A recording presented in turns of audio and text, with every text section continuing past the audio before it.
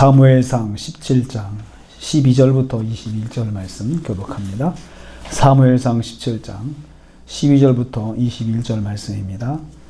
다윗은 유다 베들레헴 사람 베들레헴 에브라 사람 이새라는 사람의 아들이었는데, 이새는 사울 당시 사람 중에 나이가 많아 늙은 사람으로서 8 아들이 있는 중 그 장성한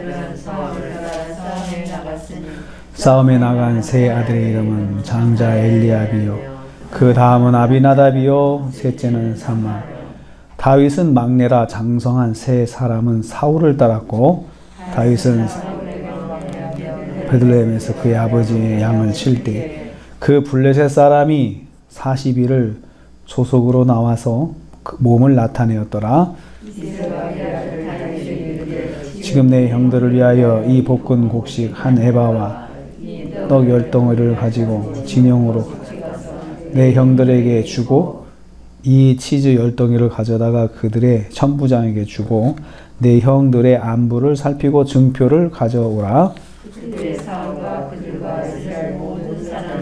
엘라 골짜기에서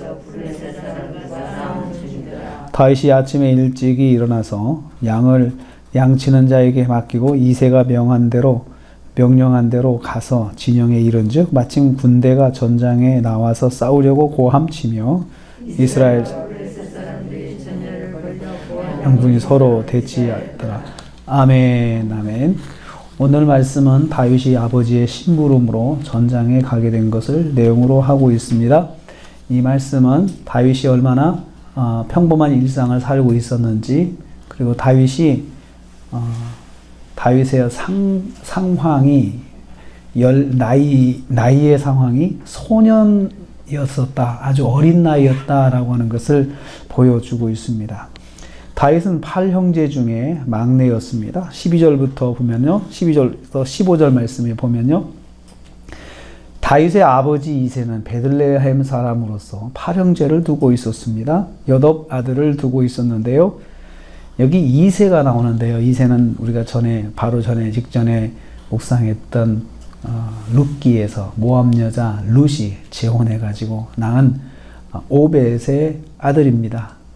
오벳의 아들인데요, 룻기 4장 21절 22절 말씀을 보면 나와 있습니다. 보아스하고 결혼해가지고 오벳을 낳았고, 오벳이 이새를 낳았고, 이새가 다윗을 낳았다, 이렇게 기록이 되어 있어요. 그래서 이 룻기가 사무엘상으로 연결하는 다리 역할을 하는 것입니다. 그래서 다윗의 가문이 이렇게 극적으로 이어졌다, 그렇게 소개하는 룻기였는데, 그 룻기에 이어서 이제 드디어 룻기의 진가가 여기서 나타납니다.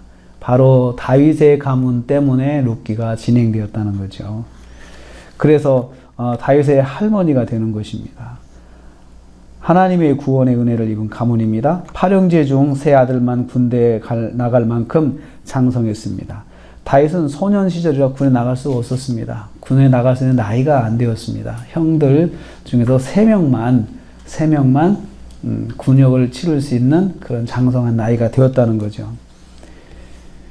기름 부음을 받은 다윗은 사울의 음악 치료사이면서 양치는 일을 겸하고 있었습니다. 그 난리를 치면서 기름을 부었는데, 하나님께서 왕으로 택해서 세우신다는 의미로 기름 부어서 이제 세우셨는데 변한 게 하나도 없어요. 그 사울의 음악 치료사가 됐다는 거 하나하고, 그 다시 다음 날 아침에 일찍 일어나서 들에 나가서 양치는 거 똑같이 해야 되고요. 그러면서 변한 것이 하나도 없었죠. 그러다가 전쟁이 일어나니까 전쟁에 이제 나가지도 못하고, 전쟁에 나갈 수 있는 나이도 아니고, 그러니까 평범한 그런 나이의 다윗을 여기서 말씀하고 있습니다. 그렇지만 기름 부음을 받은 삶으로서, 생활로서 변한 것은 없지만 사울을 섬기고 자기 일에 충성하며 사는 다윗의 모습을 여기서 보여주고 있습니다. 어린 나이지만 아주 자기에게 맡겨진 일에 충성하며 사는 다윗을 여기서 보여줍니다. 자기 일에 최선을 다하는 것이 성도의 본분이다. 어떤 특별한 은혜를 입었어도 내가 할 일을 해야 된다는 거죠. 그것을 여기서 볼 수 있습니다. 전장에 소년 다윗이 심부름을 가게 됩니다. 16절부터 나타나 있습니다. 16절부터 19절입니다. 블레셋과의 전장에서는 골리앗이 40일 동안 이스라엘을 모욕하는 외침을 진행하고 있습니다. 조석으로 나와서 그 몸을 나타냈다. 그 몸을 나타내서 뭐 했다는 겁니까? 앞에 있는 그 성경에서 말씀에서 우리가 보았습니다. 이스라엘을 모욕하는 거죠. 나하고 가서 한판 붙자. 대표가 나와서 나하고 싸워서 내가 이기면 너희가 우리 종이 되고 내가 지면 우리가 너희 종이 될 테니까 한판 붙자 하고 대표가 나오라 하고 계속해서 이스라엘을 모욕하는 일이 40일 동안 진행되었다는 거죠. 이스라엘이 그만큼 40일 동안 고통을 당하는 거죠. 이때 아버지 이새가 막내 다윗을 불러서 전장의 형들을 면회하고 오라고 명령합니다. 전쟁에 나간 세 아들의 안부가 염려되었던 것이죠. 그래서 18절 말씀에 형들의 안부를 살피고 증표를 가져와라. 증표를 가져와라. 소년 다윗은 어림으로 오가는 길이 안전할 것이라 생각했던 것 같습니다. 왜 다윗을 보냈느냐? 제일 어리니까요. 어린애가 가니까 전쟁에는 뜻이 없는 이제 사람으로 볼 거 아니. 그러니까 안전하게 오갈 수 있으니까 막내를 보냈어요. 그런데 아버지 입장에서는 참 잔인한 심부름이죠. 어린 막내를 또 그런데 보내냐? 우리가 볼 때는 그렇게 생각할 수 있잖아요. 좀 성장한 아들을 보낼 텐데, 근데 아버지 입장에서는 또 막내를 보내는 것이 안전하겠다 싶었던 것 같습니다. 전장에 일어나도 징집 대상이 되지 못할 정도로 다윗이 어리다는 거예요. 소년 다윗이라는 거죠. 그래서 그 다음에 일어날 이 골리앗과의 싸움에서 아주 상대가 안 되는 상대다. 다윗과 골리앗은 그것을 더 강조하고 있다고 봅니다. 아무도 알아주지 않는 아주 평범한 소년 다윗이 전장의 상황을 볼 수 있게 되었습니다. 전쟁과는 상관이 없는 나이에 다윗이 심부름 가는 덕분에 전장을 눈으로 확인하게 된 거예요.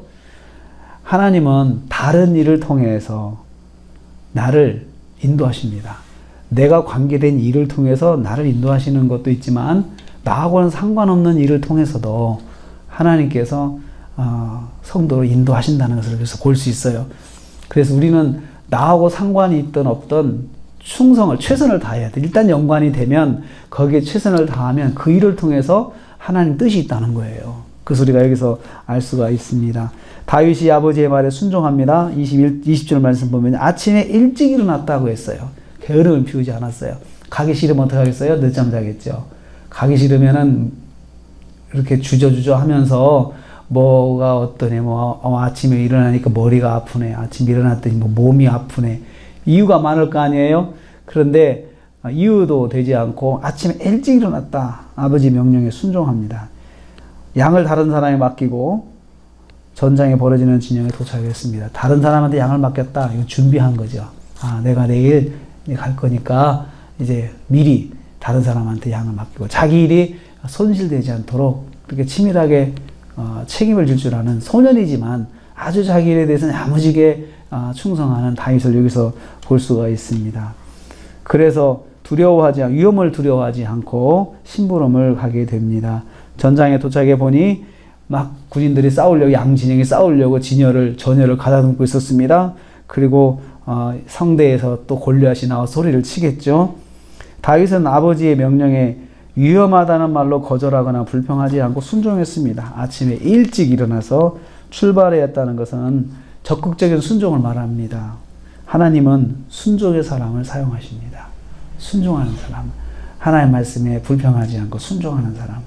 그래서 우리는 이 말씀을 통해서 첫째는 내게 맡겨진 것, 내게 주어지는 일에 최선을 다하고 순종할 줄 아는 사람, 최선을 다해서 순종할 줄 아는 사람을 하나님께서 사용하시는구나. 이것을 우리가 깨닫습니다. 그래서 오늘 하루도 우리가 주어진 말씀, 내게 주어진 상황에 불평하지 않고 최선을 다해서 충성하는 하루로 승리하시기를 주님의 이름으로 축복합니다. 기도하겠습니다. 하나님 감사합니다. 소년 다윗은 자기에게 주어진 일 최선을 다했습니다. 그리고 다시 새롭게 맡겨진 일 충성하였습니다. 불평하지 않고 최선을 다했습니다. 하나님, 그러한 다윗을 하나님 사용하신 것을 봅니다. 하나님, 우리가 오늘 하루를 살면서 나하고는 상관이 없지만 갑자기 주어진 일들, 그 속에도 하나님의 뜻이 있다 생각하고 최선을 다하게 하시고 또 오늘도 주신 말씀으로 순종하는 하루가 되게 하여 주시옵소서. 예수님의 이름으로 기도하옵나이다. 아멘.